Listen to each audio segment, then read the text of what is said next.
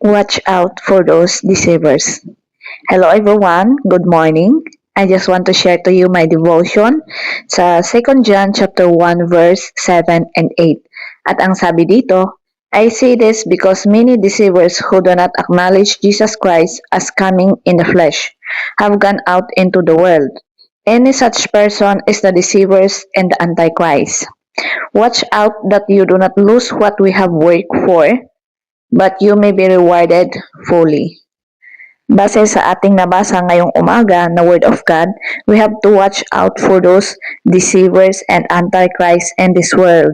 Do not let them enter your house or your life because all they have is chaos that destroy your house and your life. So, hindi naman masama ang pakikipagkaibigan o pakikipagsalamuha sa mga tao sa paligid natin. Pero we have to be careful mga tao na pinapapasok natin sa bahay natin at sa buhay natin. Huwag tayong basta-basta magtitiwala sa kanila kahit na maganda pa yung pinapakita nila sa atin.